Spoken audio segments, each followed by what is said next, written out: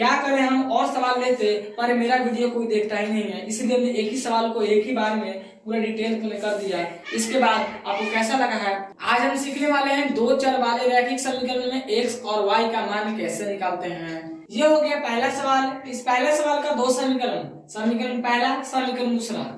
आप x और y का मान चार विधि से निकाल सकते हैं। आपका पहला विधि होगा विलोपन विधि, दूसरा प्रतिस्थापन विधि, तीसरा वज्र गुणन विधि, चौथा ग्राफे विधि। इन चारों विधि में किसी भी विधि का उपयोग करके आप x और y का मान निकाल सकते हैं, लेकिन आज हम विलोपन विधि की सहायता से x और y का मान निकालना सीखेंगे। यहाँ पर देखिए हम सीखने वाले हैं विलोपन विधि। विलोपन विधि, विलोपन विधि को आसान भाषा में कहें, दोनों समीकरणों में या तो आप x को बराबर कर दीजिए या तो आप y को बराबर कर दीजिए। विलोपन विधि को सीखने के लिए आपको दो चीज का आना काफी जरूरी है। आपको पहला हो गया संख्या को बराबर करना और दूसरा आपका हो गया बीजगणितीय जोड़ या घटाव का आना, जिसके बारे में हम थोड़ी देर में बात करेंगे। देखिए सबसे पहले हम देखेंगे या तो आपको दोनों समीकरणों में x को बराबर कर देना है या तो आपको y को बराबर कर देना है। कहने का मतलब ये देखिए यहाँ पर दोनों में x है, दोनों में y है। इसका हमको बराबर हो या ना हो उससे कोई अंतर नहीं पड़ता है। आपको केवल संख्या को बराबर करना है, चाहे वो संख्या प्लस में हो चाहे वो संख्या माइनस में हो। संख्या अब यहाँ पर देखिए यहाँ 3 है, यहाँ 2 है और दोनों अलग अलग है। यहाँ पे 4 है, यहाँ पे 2 है, दोनों अलग अलग है। संख्या बराबर यानी कि यदि 4x ऊपर में है तो नीचे भी 4x होना चाहिए। संख्या मतलब -3x है यहाँ पर, तो यहाँ पर 3 भी रहना चाहिए। माइनस और प्लस हमको कोई लेना देना नहीं है, केवल संख्या को बराबर कर देना है। दोनों में संख्या सेम होना चाहिए, या तो x की संख्या सेम हो या तो y की संख्या सेम हो। अब देखिए संख्या बराबर करने का दो तरीका है, या तो आपको पहले संख्या बराबर दिया रहेगा तब तो कोई बात नहीं है, यदि बराबर नहीं है तो उसका तरीका जान लेते हैं। अब देखिए दोनों समीकरणों में जिसको हम बराबर करना चाहते हैं, यदि संख्या दोनों का अलग अलग है। अब देखिए अलग अलग कहने का मतलब देखिए पहला संख्या में 3 है, यहाँ पर 2 है, दोनों अलग है, तो इसका मतलब होगा आप क्रॉस मल्टीप्लाई कर दीजिए। यहाँ पर यदि दोनों समीकरणों में संख्या अलग अलग है तो दोनों का आप क्रॉस मल्टीप्लाई कर दीजिए। यदि हम 3 से गुना कर देंगे 2 में तो हमारा 6 हो जाएगा, और 2 से गुना कर देंगे 3 में तो हमारा 6 बन जाएगा। और याद रखिएगा जब गुना करेंगे तो पूरा में गुना करेंगे, न कि केवल हम एक संख्या में गुना करेंगे। यहाँ पर देखिए जब 2 से गुना करेंगे तो क्रॉस मल्टीप्लाई यानी 3 से गुना करेंगे 2 में तो पूरा 3 से पूरा में गुना होगा, जैसा कि ये वाला गुना होता है। कहने का मेरा मतलब है इस तरह से गुना बनता है, यदि 3 अंक तो पूरा में गुना होता है। ठीक है, ठीक उसी तरह से 2 से गुना करेंगे 3 में तो हमारा बन जाएगा 6, हमारा हो गया। याद रखिएगा जिसको हम बराबर करना चाहेंगे उसका क्रॉस मल्टीप्लाई करेंगे। यदि अब यहाँ पर देख लेते यदि हमको y को बराबर करना होगा, देखिए दोनों संख्या अलग अलग है तो 4 से गुना कीजिए 2 में तो यहाँ पर लिखेंगे 4, y वाला ये हम अगर हम करना चाहते हैं तो। अब यदि इसको बराबर करना चाहते हैं तो 2 से गुना कर देंगे तो हमारा हो जाएगा। देखिए दोनों को अलग अलग, 2 चौके 8 हो जाएगा और 4 दूना 8। अब केवल इसी को क्यों देखें, हमको केवल एक ही संख्या बराबर करना होना चाहिए। अब संख्या बराबर क्यों करते हैं, संख्या बराबर इसलिए करते हैं ताकि अगर एक संख्या कटेगा उसके बाद ही x और y का मान निकल सकता है। उसके बाद कहने का मतलब किसी एक का मान निकलेगा तो आगे होगा।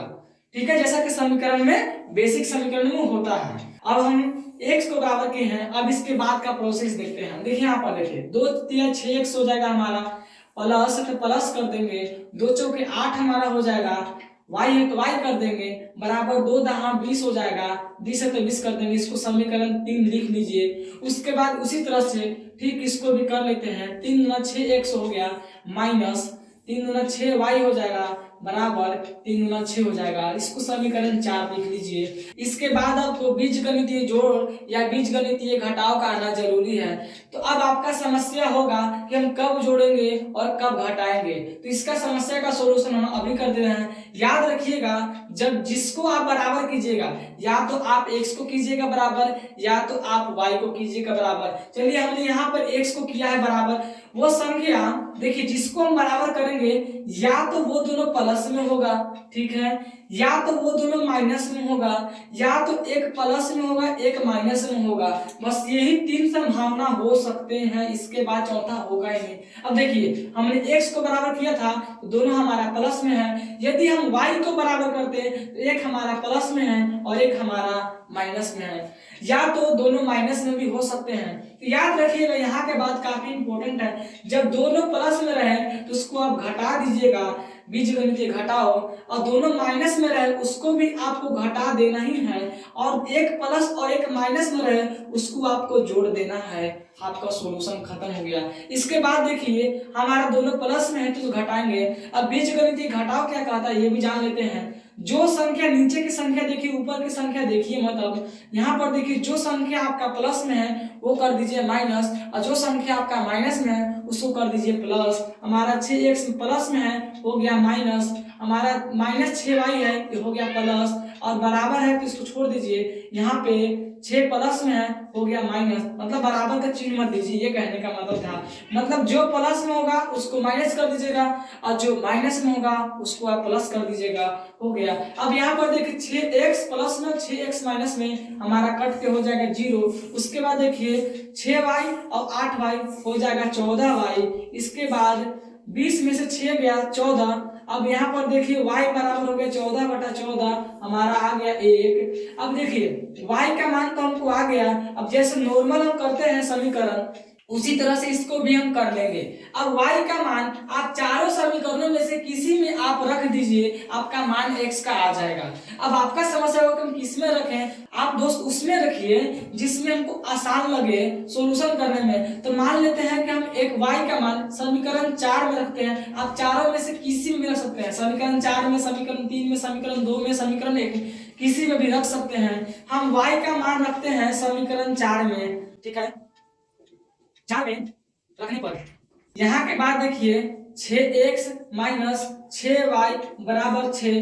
अब आप कहिएगा कि ये जो हमने चिन्ह बदला था, तो दोस्त ये हमने घटाव करते समय चिन्ह बदला था, तो यहाँ पर चिन्ह मत बदलिए, ठीक है। तो आसान रहेगा, वैसे बदल भी सकते हैं, उससे कोई दिक्कत नहीं है, वही चीज हमको आएगा, क्योंकि जब यहाँ पर बदल रहा है तो वहां तक हमारा पूरी बदल रहा है ना। अब यहाँ के बाद देखिए 6x है, ठीक है, माइनस 6y का मान हमारा 1 आया था बराबर 6 कीजिए, 6x बराबर 6 जाकर उधर प्लस में 6x बराबर हमारा हो गया 12 और x बराबर हमारा हो गया 12/6। आपका मान आ गया x बराबर 2, आंसर हमारा यहाँ पर आपका मान आ गया x बराबर 2 और y बराबर हमारा 1, मान हमारा आ गया। इस तरह से आप x और y का मान निकाल सकते हैं। क्या करें, हम और सवाल लेते पर मेरा वीडियो कोई देखता ही नहीं है, इसलिए हमने एक ही सवाल को एक ही बार में पूरा डिटेल में कर दिया। इसके बाद आपको कैसा लगा है अपना फीडबैक बताइएगा। मिलते हैं अगले वीडियो में, धन्यवाद।